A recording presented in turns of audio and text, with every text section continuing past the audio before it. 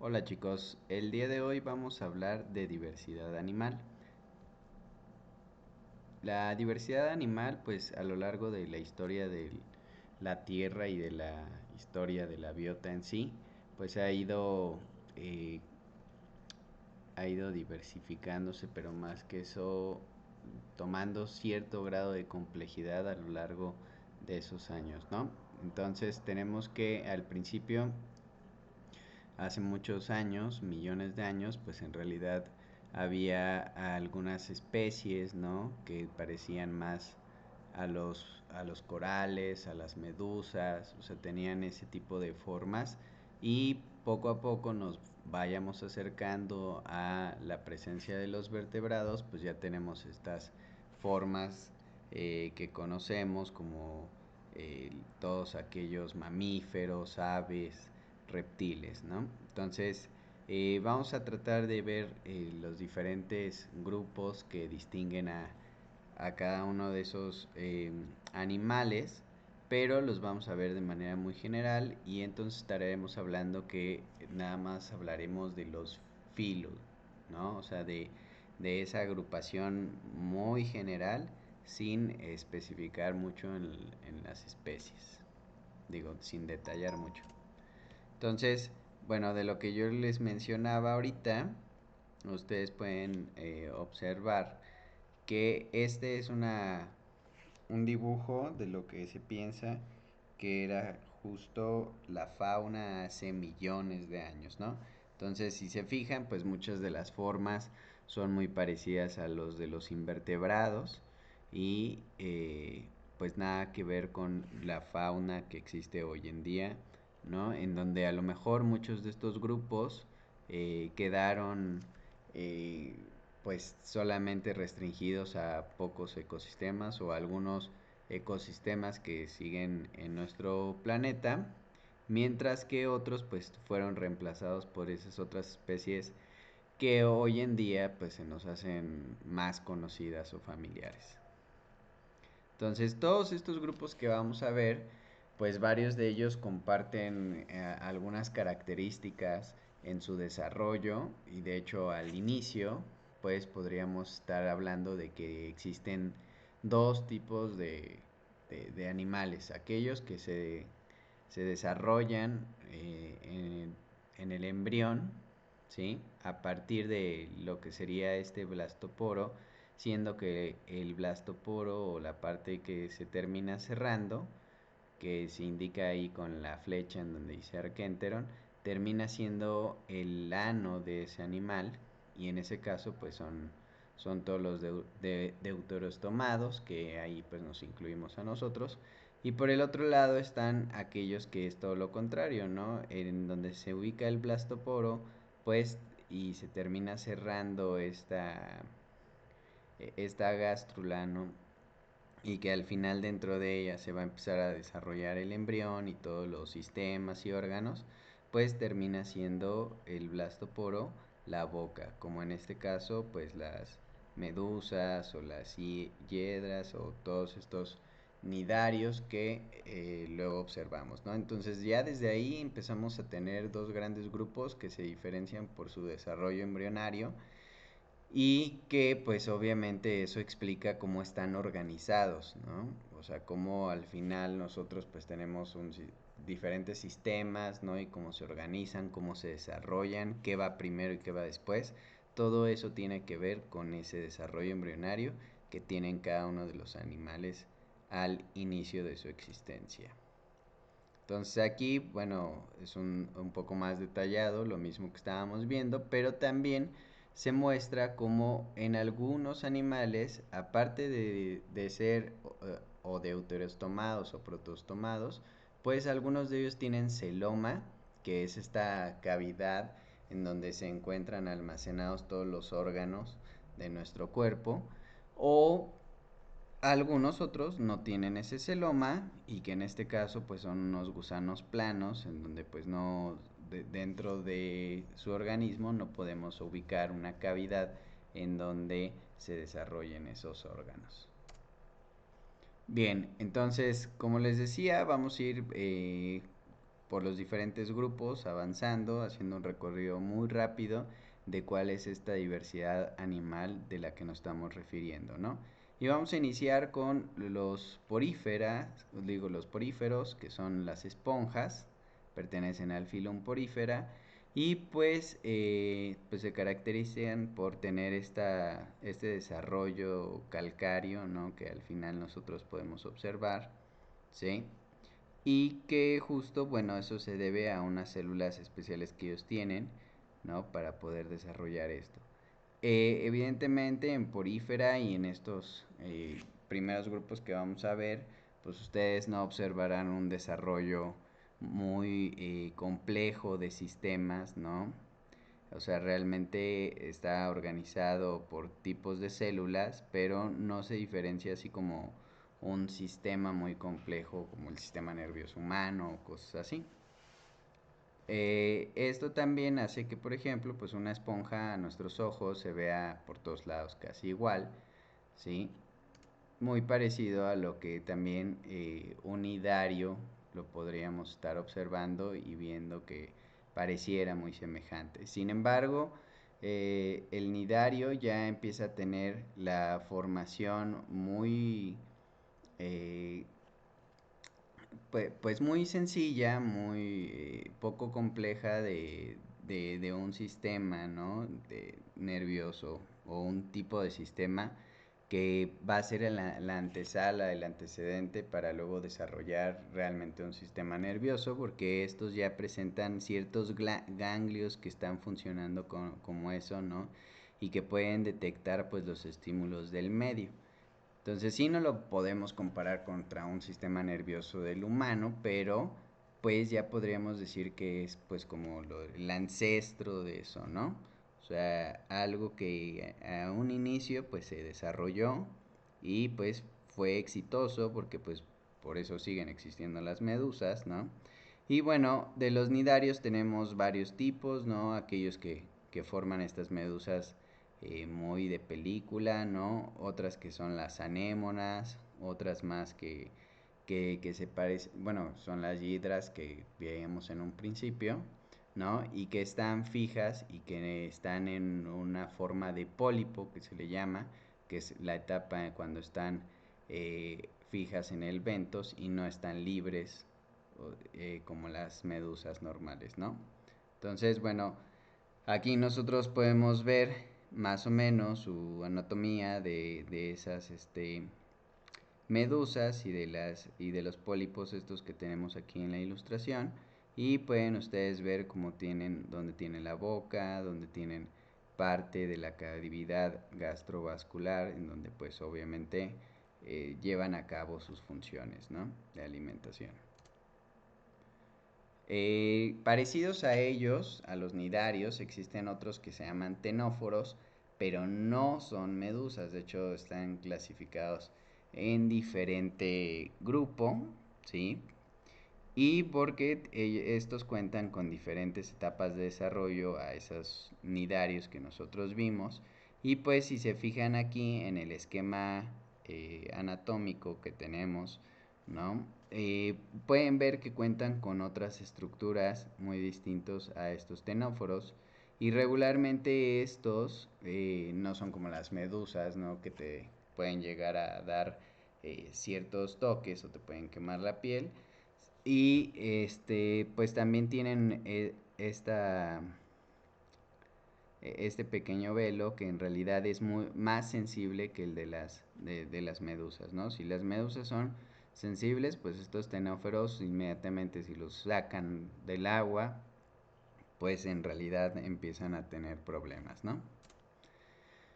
Bien, después de estos organismos que si se dieron cuenta entre los ctenóforos y los nidarios, observamos que tenían una simetría radial, es decir, por todos lados que lo viéramos a nuestros ojos parecía igual. Ya después vienen otros animales, otros grupos, en donde vamos a ver que esa simetría pasa de ser una simetría radial a bilateral, ¿sí? Pasa de ser homogéneo por todas partes a tener pues cierta diferenciación, ¿no? Y esto ya lo vamos a empezar a ver con los moluscos, en donde estos moluscos, pues imagínense, no nada más viven en el agua, como los otros que estábamos viendo, los otros grupos, sino que algunos ya han salido, este, han conquistado otros lugares, ¿no? Entonces, por ejemplo, pues aquí ya tenemos algunos otros que ya son un poco más bentónicos y que andan más cerca a la costa, ¿no? Y bueno, aquí tenemos estos ejemplares. También vemos que hay otros ejemplares muy particulares que ya han conquistado la tierra, ¿no? Como los caracoles, ¿no? Que andan luego perdidos en otros lugares y pensamos que podrían ser otro grupo, pero en realidad pertenecen a Molusca, que pues sí, la gran mayoría de sus representantes están en el mar, pero ya han logrado conquistar la tierra, ¿no? Su característica particular de estos con los siguientes grupos que vamos a ver es que tienen esta larva trocófora en un inicio, en donde presentan este tipo de estructura y esta larva los hace de alguna forma pues más cercanos que con otros grupos, ¿no? Es decir, hay como un lazo de cierto parentesco entre todos ellos, ¿vale? En los moluscos también vamos a ver que algunos de ellos, por ejemplo, cefalópoda, que son estos calamares, los pulpos, pues ya tenemos sistemas ya desarrollados. De hecho, también en los caracoles ya empieza a haber un sistema más desarrollado del sistema digestivo, del sistema nervioso. Les digo, es comparativamente contra el humano, pues no lo vamos a poder hacer, así como de competencia, no. Pero pues sí, ya empieza a haber una regionalización, ¿no? De cada una de sus partes internas de estos organismos. Bien, luego vienen los platelmites que a pesar de que tienen parecido, bueno, tienen comparten esta larva trocófora que habíamos visto en la ilustración anterior con los moluscos. Estos son tal vez menos complejos que ellos porque al final son animales que no tienen celoma, es decir, no tienen esta cavidad para albergar todos estos sistemas y parecieran más sencillos. Sin embargo, algo que también están compartiendo con muchos de esos moluscos que vimos hace rato de ejemplos, pues es justo esta simetría bilateral, ¿no? En donde pues podemos observar cómo tienen sus ocelos y eso marca, ¿no? Que hay un lado izquierdo y un lado derecho. A eso es a lo que me refiero con esa simetría bilateral, ¿vale? Hay muchos de estos pues son parásitos, ¿no? Dentro de estos animales, digo, serán muy sencillos, pero pues se presentaron los primeros carnívoros. Entonces, sí son pues un filo ancestral que en realidad pues empieza a abrir el abanico de posibilidades en cuanto a diversidad eh, nutricional, ¿no? Y bueno, tenemos también a los anélidos. Los anélidos, estos sí ya tienen celoma, también tienen esta larva trocófora como veíamos. Y en estos se incluyen lo que serían las lombrices, incluyen algunos otros gusanos marinos, estas sanguijuelas. O sea, dentro de este grupo sí ya hay algunas eh, a otros animales que conocemos que hay en tierra y en mar, pero también pues vean cómo en la ilustración ya empieza a haber una regionalización más fuerte todavía que en los otros grupos de cada una de las partes o sistemas que pueden tener, ¿no? O sea, vean cómo en la ilustración de nuestra lombriz, vean cómo ya tiene algo que podríamos nosotros decir que es un pequeño cerebro. Ya tienen definido dónde está la boca, tienen definido dónde está el ano, ¿sí? Y tienen bien ubicados, ¿no? Cada uno de estos corazones que en realidad pues Para nosotros terminarían siendo como vasos sanguíneos, pero pues en realidad para el organismo funcionan como esos corazones que necesitan para distribuir esa linfa, ¿no? En lugar de sangre, ¿no? Presenta este celoma, como ya les decía, aunque ustedes lo vean así como que hay una lombriz mugrienta ahí que le aplasta si no pasa nada, pues realmente también tiene ya una organización muy semejante a nosotros. Bien, después vienen otros organismos que tienen relevancia porque pues muchos de ellos son parásitos de nuestras plantas o de nosotros, ¿no? Como los nemátodos. Y pues en ellos pues ya también en la parte del aparato bucal ya empieza a haber una regionalización mayor que el de los otros, ¿no? O sea, ya aquí, por ejemplo, tienen estiletes, ya tienen una faringe, ¿sí? Ya tienen una boca con cual andar ahí mordisqueando. También por otro lado tenemos a los tardígrados. Este grupo pues es, como verán en el árbol filogenético que está de este lado, este esquema, son controvertidos porque pues luego no ubicas dónde ponerlos, debido a que estos tardígrados tienen muchas particularidades que pues ya ven que hasta la NASA le ha causado interés para andarlos mandando al espacio porque pues son muy resistentes, viven en lugares bastante inhóspitos, ¿no? O también en lugares bastante común, como en el agua estancada, ¿vale? Y pues vean que también tiene una alta regionalización, aunque ustedes no lo crean, aunque ustedes vean que es algo microscópico, pues en realidad, pues ya le podemos ubicar cada una de sus partes, ¿no? Anatómicamente, hasta uñas, patas y todo. Porque pues este tardígrado permite que le pongamos esto. Obviamente este no lo pueden confundir con los artrópodos o cosas así, porque ahorita justo vamos a ver qué tienen esos artrópodos, ¿no? Bien, pues hablando de estos artrópodos, ya aquí los tenemos. Dentro de los artrópodos también incluyen a los trilobites, por si se preguntaban, ¿no? ¿Dónde pondríamos a esas especies fósiles? Pero también los incluyen, porque junto con los demás que hoy conocemos, que no están fósiles, siguen ahí vivitos y coleando, como los cangrejos, las estas langostas, las jaivas, todos ellos.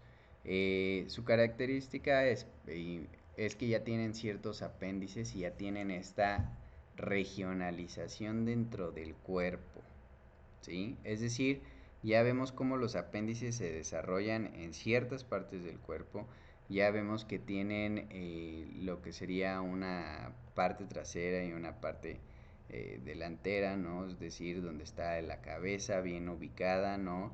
Y donde tenemos pues también la parte posterior bien marcada, ¿no? En todos ellos pues vamos a encontrar, para el caso de los artrópodos, pues numerosos apéndices, que en este caso pues algunos se convierten en patas, otros terminan siendo las antenas, ¿sí? Otros terminan siendo las tenazas y algunos más pues ya están un poco modificados para hacer cierta función, ¿no? Todos ellos se van a caracterizar por el número de patas, ¿no? O sea, por ejemplo, ustedes están viendo aquí que los decápodos pues tienen 10 patas, ¿no? Entonces, estos es una característica, todos estos ejemplos que vienen aquí, que la langosta, que el cangrejo, que tienen justo 10 patas, ¿no? Versus otros crustáceos, por ejemplo, con las cochinillas, ¿no? Otro animal terrestre, pero que pensábamos que no podría estar relacionado con estos, pero lo están, ¿vale? O sea, está relacionado directamente con los crustáceos. Y otros más, pero que siguen teniendo múltiples número de apéndices, ¿no? Incluso las pulgas estas de agua que son microscópicas, pero ahí están, ¿no? Dentro de los artrópodos de este gran filum, si bien teníamos aquí a los crustáceos, también tenemos lo que serían los Chelicerata, en donde dentro de ellos está ahora sí las arañas y todos sus parientes, ¿sí? ¿Cuál es la característica que también los une con ser artrópodos? Pues que obviamente tienen este exoesqueleto, hacen muda y que las extremidades, los apéndices, pues están de alguna forma eh, dotados de articulación, ¿no? Por eso terminan siendo llamados artrópodos, ¿no? Entonces vean cómo pues aquí tenemos diferentes queliceratos, ¿sí? Que tienen diferente orden, pero al final terminan estando en el mismo grupo, ¿sí? Como las arañas, los alacranes, estas eh, pequeñas arañas más chiquitas, ¿sí? Que podemos tener. También aquí entran los ácaros, ¿no? También entran. Y por el otro lado está insecta. Insecta es muy distinto a Chelicerata, ¿no? Porque pues Chelicerata, además su nombre nos sugiere de las mandíbulas que poseen, de estos quelíceros que con los que pues, luego agarran y te dan una buena mordida, ¿no? Bueno, Insecta es distinto a los otros y también es igual de diverso por el número de patas que tienen, ¿vale? Entonces, dentro de las actividades que van a hacer ustedes, pues es evidentemente identificar cuáles son los números de patas, ¿no? Para cada uno, para identificar pues si es un insecto o si realmente es un arácnido o en realidad pues no es ninguno de esos dos y lo tendríamos que clasificar como crustáceo, ¿no? Y para esto, pues obviamente aquí les dejo una pequeña clasificación de los artrópodos en donde pues efectivamente ustedes se van a dar cuenta, ¿no? O sea, por ejemplo, un insecto pues va a ser aquel que tenga 3 pares de patas y entonces si ustedes tienen por ahí un insecto a la mano, un grillo, o sea, un ortóptero, pues cuéntenle las patitas para que vean si es cierto, ¿no? Y igual con las arañas, ¿no? Pues tomen una araña amigablemente y pues cuéntenle las patas, verán que tiene 4 pares de patas. Y así sucesivamente, los crustáceos, si se fijan, como les había dicho, pues tienen múltiples apéndices, ¿sí? Pero pues son en realidad 5 pares de patas porque ya para que fueran múltiples, o sea, más de ese número de pares de patas, pues ya terminaría siendo un miriápodo. Esta es una forma sencilla de diagnosticar los animales y en este caso los artrópodos, distinguirlos. Sin embargo, y por eso está aquí al lado, deben considerar que para ya ir separando más, o sea, para poder distinguir que dentro de los mismos insectos, distinguir un saltamontes contra un cara de niño, cosas así, pues ya tendríamos que considerar más caracteres, ¿no? Que el tipo de la mandíbula, ¿no? Los ojos, el aparato chupador o picador con el que cuenten, o sea, todo eso ya implica más uso de caracteres. Nosotros ahorita nada más queremos hacer una pequeña actividad que sea sencilla y con los caracteres un poco más generales, ¿no? En donde sí no vamos a diferenciar por especie, pero vamos a aprender a identificar justo y no confundirnos entre un arácnido y un insecto, porque es un clásico, eh, típico error, ¿no? Que luego surge, ¿no? Porque ya ven que pasa una araña y dicen, mate al insecto. ¿Cuál insecto? ¿Ok? Entonces, bueno, de esta parte, de estos organismos que hemos visto, pues vamos a trabajar con estos que son un poquito más familiares para nosotros, ¿sí? Y de la otra parte que nos hace falta de ver, que serían los vertebrados, pues justo tenemos otra actividad en la presentación de, denominada ¿qué es un animal? ¿Vale? Entonces nos vemos, chicos.